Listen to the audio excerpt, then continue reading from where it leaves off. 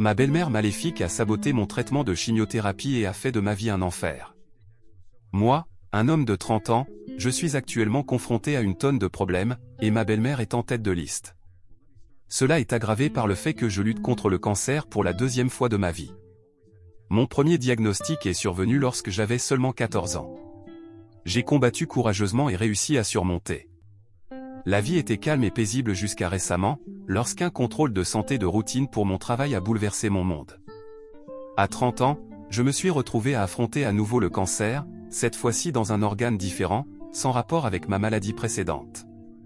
Bien qu'il ne soit qu'au stade 2, mon oncologue m'a averti de sa nature agressive, en soulignant la nécessité d'agir rapidement pour éviter qu'il ne progresse au stade 3 ou au-delà. La nouvelle a été un coup dévastateur, car c'était comme si une force implacable était déterminée à me voir vaincu.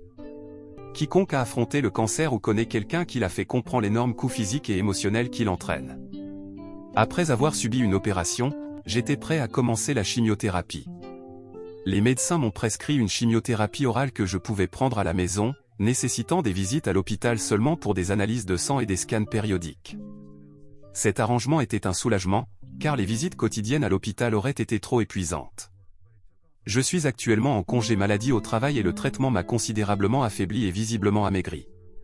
Avant cela, ma femme et moi partagions les tâches ménagères équitablement. De nos jours, mes niveaux d'énergie sont imprévisibles, avec certains jours meilleurs que d'autres.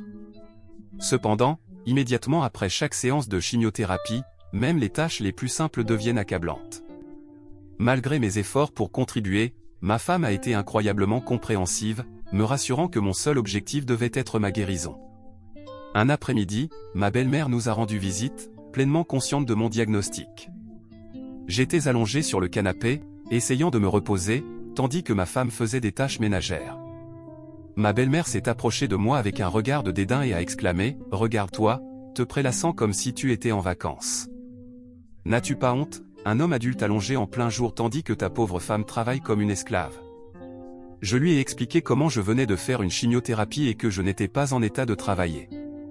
Elle m'a raillé et a dit « Tu ne peux pas te guérir avec ces produits chimiques toxiques. Seuls les produits naturels fonctionnent. » Plus tard, ma belle-mère a acculé ma femme dans la cuisine. Bien que je n'avais pas l'intention d'écouter, je n'ai pas pu m'empêcher d'entendre leur conversation. Ma belle-mère s'est emportée. « Tu ne devrais pas le laisser prendre ce poison, ça le tue. Si ce n'était pas toxique, il ne se sentirait pas si mal. Les médecins d'aujourd'hui n'ont aucune idée. Tu dois essayer des traitements à base de plantes à la place. » Ma femme, reconnaissant l'ignorance de sa mère, l'a rapidement fait taire, l'avertissant de ne pas se mêler de choses qu'elle ne comprenait pas. Le lendemain, c'était l'heure de ma dose programmée de chimiothérapie. Je préfère la prendre le matin pour me sentir mieux le soir et dormir plus confortablement. Cependant, en ouvrant l'armoire de la salle de bain, mes flacons de chimiothérapie avaient disparu. Surpris, j'ai demandé à ma femme si elle les avait déplacés, mais elle ne l'avait pas fait. Nous avons cherché partout, mais il était clair qu'ils n'avaient pas simplement tombé. Nous n'avons ni enfants ni animaux de compagnie, donc il n'y avait aucune raison de les cacher. Puis, ma femme se souvint que sa mère avait utilisé la salle de bain avant de partir la veille. Étant donné son discours sur la toxicité de la chimiothérapie, nous avons pensé que ma belle-mère pourrait avoir pris les flacons. Ma femme était furieuse. Elle est sortie en trombe, se dirigeant directement vers la maison de sa mère. Quand elle est revenue, environ une demi-heure plus tard, elle était toujours en colère. Ma belle-mère avait effectivement pris ma chimiothérapie et a avoué l'avoir jetée, croyant qu'elle me rendait service. Ma belle-mère a argumenté. « Ne vois-tu pas qu'il est en train de mourir ? Ce n'est pas le cancer, ce sont ces pilules. Je l'ai sauvé.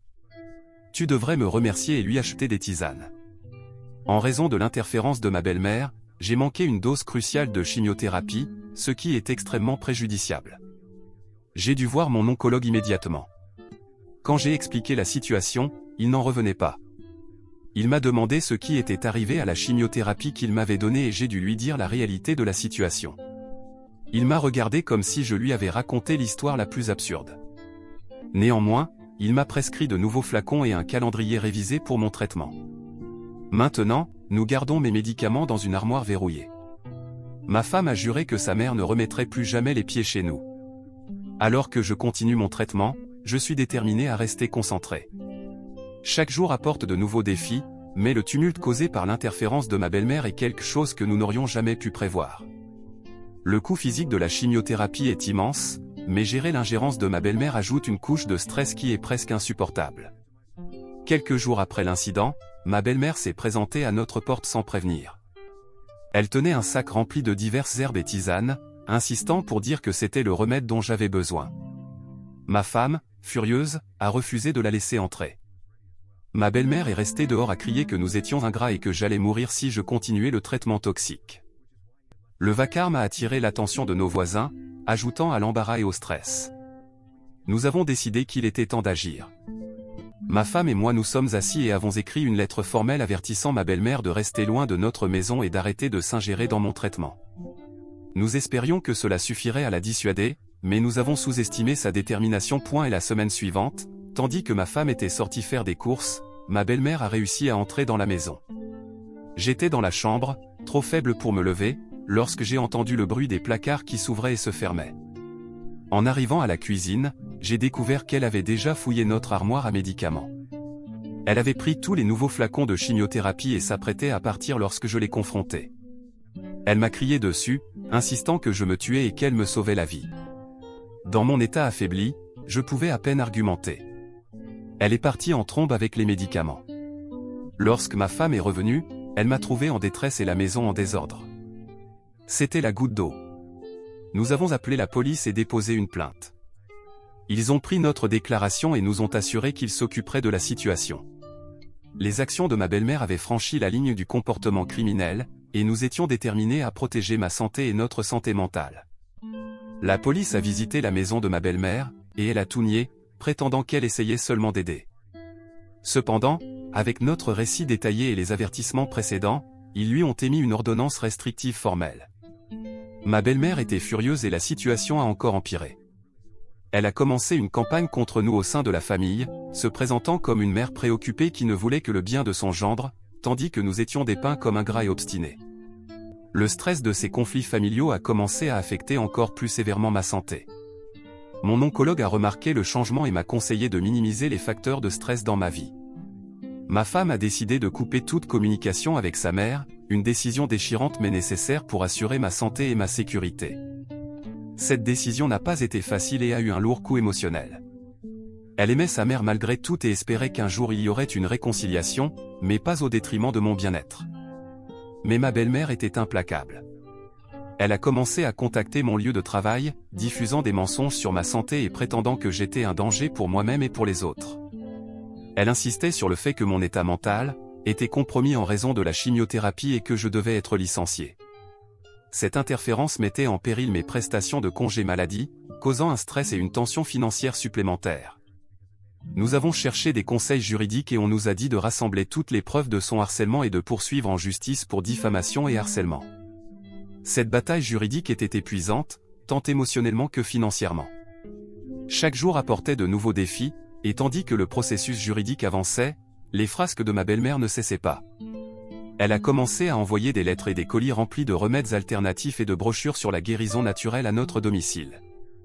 Nous devions filtrer notre courrier et changer nos numéros de téléphone pour l'éviter. Malgré l'ordonnance restrictive, elle trouvait des moyens de contourner les restrictions légales, démontrant encore plus son obsession à contrôler mon traitement. Le coût émotionnel était immense. Nous avons décidé de déménager temporairement dans un autre endroit, en restant chez un ami de confiance pendant que nous réglions les choses. Ce déménagement, bien que perturbant, nous a offert un répit bien nécessaire du harcèlement incessant de ma belle-mère. En toute sécurité chez notre ami, nous avons pu nous concentrer sur mon traitement sans la peur constante de l'interférence de ma belle-mère. Pendant que nous restions chez notre ami, nous avons eu le temps de réfléchir à notre situation.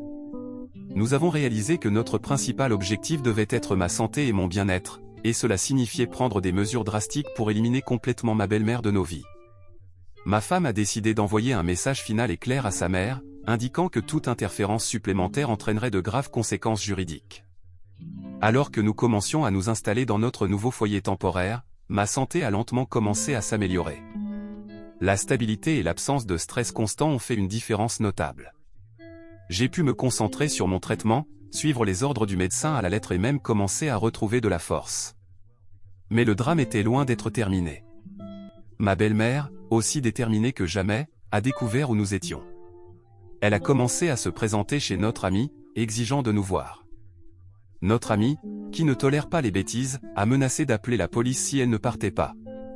Le désespoir de ma belle-mère était évident, elle perdait le contrôle et cela la poussait à un comportement plus erratique. Un jour, en revenant d'une visite à l'hôpital, nous avons trouvé ma belle-mère qui nous attendait devant la maison de notre ami. Elle criait des obscénités, exigeant que nous l'écoutions. C'était la goutte d'eau. Notre ami a appelé la police et cette fois, ils l'ont emmenée pour violation de l'ordonnance restrictive. Nous avons porté plainte, espérant que cela mettrait enfin fin à son harcèlement incessant. Le procès a été intense.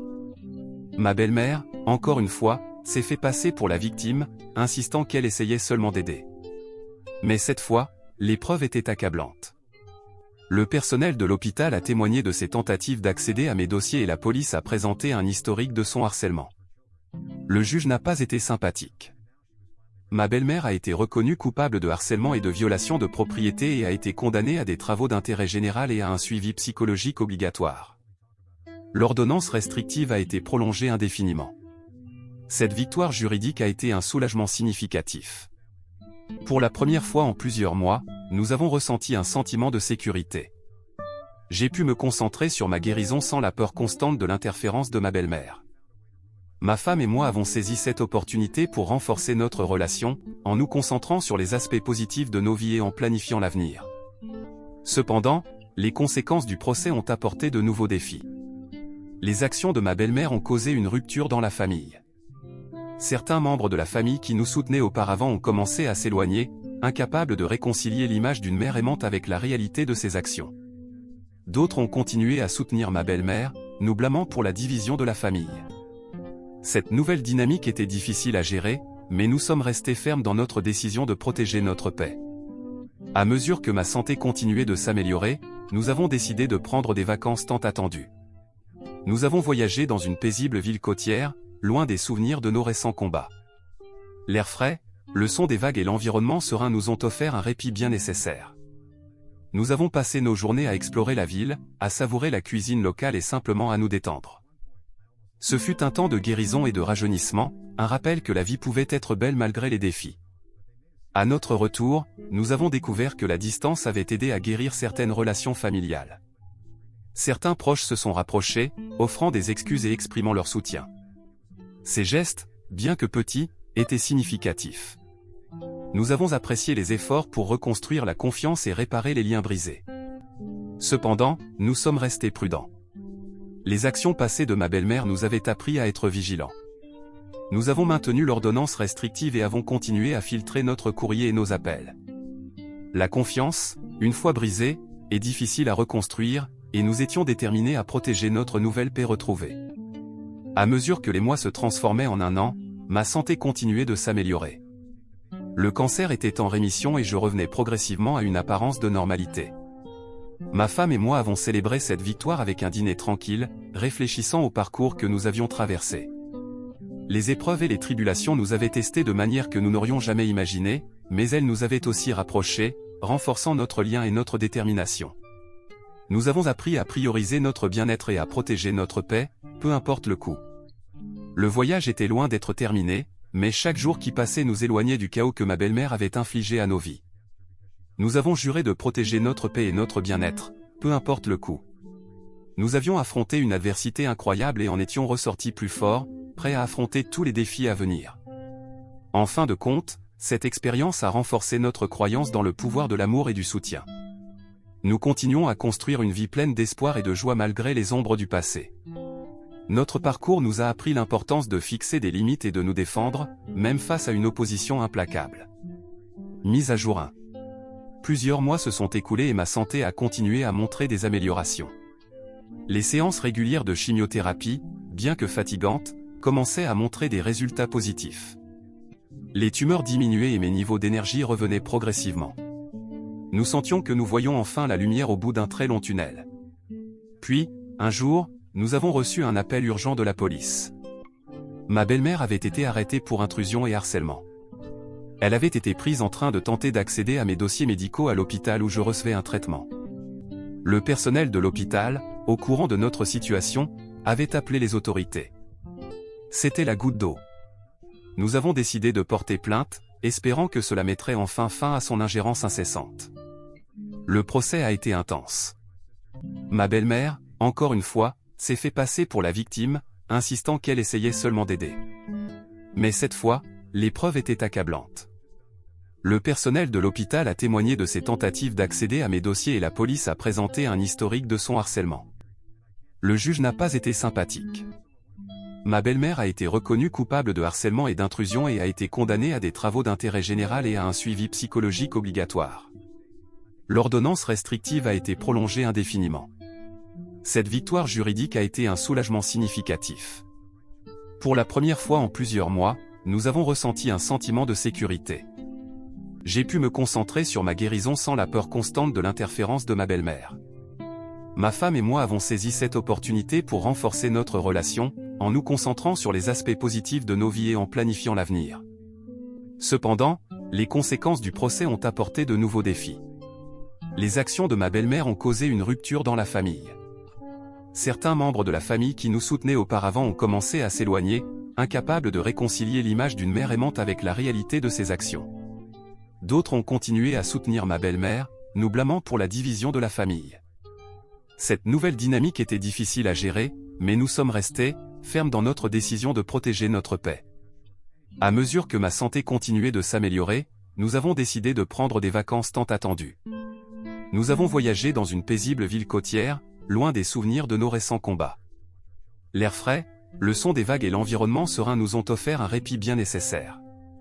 Nous avons passé nos journées à explorer la ville, à savourer la cuisine locale et simplement à nous détendre. Ce fut un temps de guérison et de rajeunissement, un rappel que la vie pouvait être belle malgré les défis. À notre retour, nous avons découvert que la distance avait aidé à guérir certaines relations familiales. Certains proches se sont rapprochés, offrant des excuses et exprimant leur soutien. Ces gestes, bien que petits, étaient significatifs. Nous avons apprécié les efforts pour reconstruire la confiance et réparer les liens brisés. Cependant, nous sommes restés prudents. Les actions passées de ma belle-mère nous avaient appris à être vigilants. Nous avons maintenu l'ordonnance restrictive et avons continué à filtrer notre courrier et nos appels. La confiance, une fois brisée, est difficile à reconstruire, et nous étions déterminés à protéger notre nouvelle paix retrouvée. À mesure que les mois se transformaient en un an, ma santé continuait de s'améliorer. Le cancer était en rémission et je revenais progressivement à une apparence de normalité.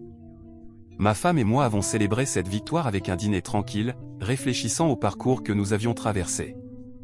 Les épreuves et les tribulations nous avaient testés de manière que nous n'aurions jamais imaginée, mais elles nous avaient aussi rapprochés, renforçant notre lien et notre détermination. Nous avons appris à prioriser notre bien-être et à protéger notre paix, peu importe le coût. Le voyage était loin d'être terminé, mais chaque jour qui passait nous éloignait du chaos que ma belle-mère avait infligé à nos vies. Nous avons juré de protéger notre paix et notre bien-être, peu importe le coût. Nous avions affronté une adversité incroyable et en étions ressortis plus forts, prêts à affronter tous les défis à venir.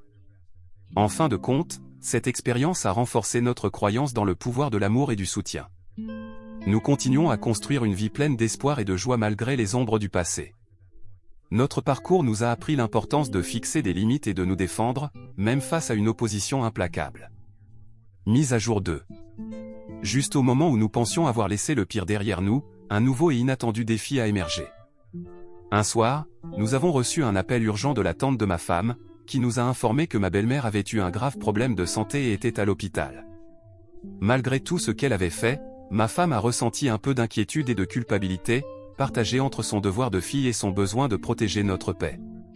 Elle a décidé de rendre visite à sa mère à l'hôpital. La visite a été tendue et émotionnelle. Ma belle-mère, fragile et vulnérable, semblait s'être adoucie. Elle s'est excusée en larmes pour ses actions, affirmant que sa peur et son incompréhension l'avaient poussée à de tels extrêmes. Ma femme, toujours compatissante, s'est sentie partagée. Les regrets de sa mère pouvaient-ils être sincères ou était-ce encore une ruse pour reprendre le contrôle? Nous avons décidé de procéder avec prudence. Ma femme a maintenu un contact limité avec sa mère, la visitant occasionnellement et s'assurant qu'elle recevait les soins appropriés. Cependant, nous avons clairement indiqué que toute ingérence supplémentaire ne serait pas tolérée. Ma belle-mère semblait accepter ces termes, et pendant un certain temps, il y a eu une paix fragile. Mais à mesure que la santé de ma belle-mère s'améliorait, ses anciennes habitudes revenaient aussi. Elle a commencé à critiquer subtilement certaines choses sur moi à nouveau, bien que de manière plus modérée. Ma femme et moi devions constamment lui rappeler les limites que nous avions établies. Le stress a recommencé à peser, et nous avons réalisé que le cycle de manipulation recommençait. Pour trouver une solution permanente, nous avons cherché l'aide d'un thérapeute familial. Le thérapeute a travaillé avec nous pour établir des limites plus fermes et nous a fourni des stratégies pour gérer le comportement de ma belle-mère. Ce fut un processus difficile, mais il nous a donné les outils nécessaires pour gérer la situation de manière plus efficace. Malgré ces efforts, le comportement de ma belle-mère a continué de fluctuer. Certains jours, elle était contrite et coopérative, d'autres jours, elle revenait à ses anciennes tactiques manipulatrices. L'imprévisibilité était épuisante et nous avons dû prendre une décision difficile. Pour le bien de ma santé et de notre bien-être, nous avons décidé de couper complètement les liens avec ma belle-mère. Cette décision n'a pas été facile et a entraîné un lourd fardeau émotionnel. Ma femme a pleuré la perte de sa relation avec sa mère, mais elle savait que c'était nécessaire pour protéger notre paix. Nous nous sommes concentrés sur la guérison et le progrès, construisant une vie libre du chaos qui avait tourmenté nos vies pendant si longtemps. À mesure que le temps passait, les blessures ont commencé à guérir. Nous avons trouvé de la joie dans les petits moments, célébrant chaque étape et appréciant notre temps ensemble. Ma santé a continué de s'améliorer et nous avons embrassé l'avenir avec espoir et détermination.